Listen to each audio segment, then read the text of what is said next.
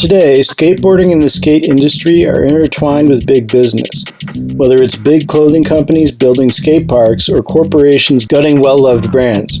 Nowhere is this more obvious than with energy drink sponsors, whose riders are more often than not seen rocking their logo. You don't have to look up if a skater's with Red Bull, you'll know. However, no corner of the industry has been more affected by big corporations than the skate shoe landscape. After all, energy drink companies created the energy drink sponsor, sort of building that side of skateboarding from scratch, while shoe companies have always been a big part of skateboarding. If you follow the skate industry today, you know that big shoe companies like Nike, Adidas, Converse, and New Balance have a presence in that corner of the market. However, it wasn't always that way. In fact, for a long time, big shoe companies were barely a part of skateboarding.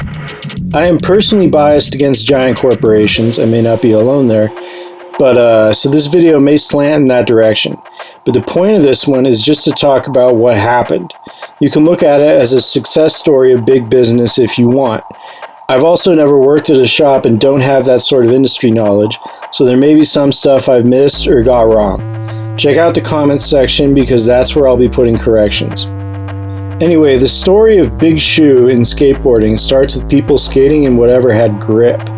In the early days of skateboarding, the 1960s, boards didn't have grip tape, and skaters gravitated towards brands with rubber soles like Converse and Keds that gave them better control. The 1970s and the growth of transition skating saw big brands like Puma become popular with skaters, and Nike's Air Jordan 1 saw some success with skaters in the 80s, but mostly because they were functional and cheap. However, most of the story of skate shoes from the 1970s to the 2010s is one of smaller firms, as well as skater-grown success stories like Vans and DC. The history of those 4 decades is complicated, with various skate-specific inventions contributing to the domination of certain companies as skateboarding evolved from ramp skating to low-impact and later high-impact street skating. By the 2000s, when our story begins, big shoe brands included Etnies, Vans, Osiris, America, Fallen, Lakai, and DC, with big shoe corporations left out almost completely. Only Adidas had a presence, and a small one at that. The growth of big shoes' influence in skateboarding more or less starts with the success of Nike, with other big brands jumping into the market after Nike showed its potential. And they're still coming. Asics is the latest big shoe company to launch a skate division using Nike's tactics. Here's how those tactics worked. In 1996, Nike made their first attempt to break directly into the skate shoe market, but the company was laughed out of the industry for not being a skate-specific brand. Back then, buying Nike products was looked down on as not being true to skateboarding, which was what it was. It didn't help that the shoes looked weird and had names like the Shimp and the Chode. Go figure. However, Nike clearly wanted a chunk of the skate market, and big corporations don't like to give up. Instead of admitting defeat, the company regrouped. Nike came back in a much more strategic way. Their second line of shoes, launched in the early 2000s, stuck to traditional skateboarding shoe designs. The most important part of a skate shoe is that it needs to basically be indestructible, but Nike went beyond that with technological advances that helped the shoes stand out. However, where Nike really made its play was in who exactly the brand paid to wear these shoes, which showed some industry savvy. Sponsoring talented skaters is a giant factor in making a product appeal to real skateboarders. The lineup in Nike's first skate video, Nothing But the Truth, speaks to the brand's eye for picking talent. Yes, Paul Rodriguez was the headliner, but he wasn't yet the superstar he became. He was a solid bet as far as a rising star, but a bet nonetheless. Regardless, looking beyond Paul, we can see how Nike chose skaters based on their clout within various skate communities. NYC skaters like Todd Jordan and Danny Supa appealed to East Coast tastemakers. They weren't big names, but they were well respected by those that were familiar with them. I'm a big Danny Supa fan for sure. Chet Childress was a figure in the Hesh scene, and a friend of Thrasher's longtime videographer P. Stone, who R.I.P. Omar Salazar was an up-and-comer with one of the wildest spot selections skateboarding has seen to this day. Lewis Marnell was a well-regarded Australian ripper, and Grant Taylor, another one of Nike's bets that paid off, was already just gnarly. Beyond this, Nike sponsored a handful of extremely well-respected and established skaters.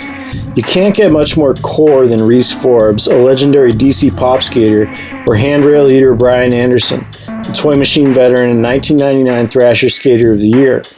Lance Mountain was a pool skating legend active in the 1980s and had a huge name recognition with an older generation of skaters.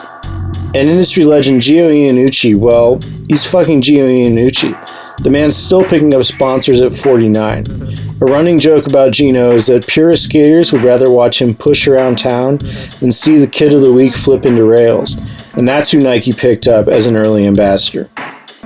As a side note, Nothing But the Truth was also one of the first full-length videos to feature footage from China, and that footage is from a trip that Nike flew Thrasher editor Jake Phelps out to Asia for, on the company's dime. However, Nothing But the Truth was hardly an industry success story. Instead, the hype train that year was 1,000% focused on Fully Flared, a video made by the Krail Tap Camp for Lakai Limited Footwear. Although Nike had some big names in 2007, their lineup wasn't even close to as star-studded as Lakai's. And if there was a shoe company video contest between Fully Flared and Nothing But the Truth, it would have been a joke. People saw the Nike video. Everyone saw the Lakai video. Jake Phelps gave the introductory speech at Fully Flared's premiere, and Mark Johnson won the 2007 Skater of the Year trophy for his ender in that video. However, over the next decade, things would shift completely. On the one hand, Grant Taylor had the ender in Nike's 2011 video and won SOTY that year. Ishod Ware had the ender in the 2013 Nike video and won SOTY the same year as well. On the other hand, Lakai's 2017 video, The Flare, was quickly forgotten, even though that video was completely insane. Riley Hawk skating that pipe in the ditch should have been a big moment in skateboarding, but I'm guessing that doesn't ring a lot of bells for people watching this. So what happened in that decade? Well, supposedly Nike went after Lakai, but went about it sideways. Instead of trying to best Lakai as a shoe company, Nike supposedly supported board brands that were in direct competition to Girl and Chocolate, Krail Tap's flagship board companies.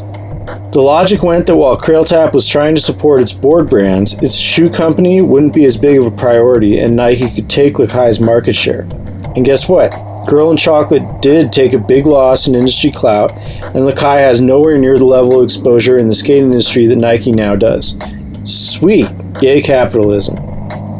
These days, Eric Costin and Guy Mariano, two of the stars of Fully Flared, skate for Nike, while Mark Johnson skates for Adidas. Skateboarding's future superstars now opt for big shoe companies over skater-owned brands, which was exemplified by Knockhell Smith and Miles Silvas leaving Lakai for Adidas before most people knew they were even on Lakai. Why do skaters do this? Two-time SOTY Tyshawn Jones once said that the offer he himself got from Adidas, when his career was more or less just starting, was higher than what America was paying its top pros. Sadly, it comes down to the fact that Big Shoe just has more money to throw around than skater-owned brands like Akai in America do. Beyond messing with what was arguably the skateboarding industry's top brand, big shoe companies have had other negative effects on skateboarding in general. One is that the business model of selling shoes at skate shops has changed. As I said, I'm not in the skate industry, so I don't know exactly how true this is, but I was told that some shoe companies force shops to carry a wide line of their shoes if they want to carry any of their shoes at all. So if you wanted to cash in on the big releases, you would have to carry duds as well. This practice, which is not good for skate shops, seems to have spread with the growth of shoe companies like Nike. But Nike isn't the real villain here. In my opinion, that would be Converse's skate shoe brand, if for no other reason than the company ruined the careers of two amazing skateboarders, Anthony Pappalardo and Nick Trapasso, both of whom basically left skateboarding when their contracts with Cons were terminated. Cons continued to sell Pappalardo's shoes even after he was let go, which is just shady. All that said, skateboarding isn't just the companies that sell things, big or small, so this video isn't meant to say that things used to be better.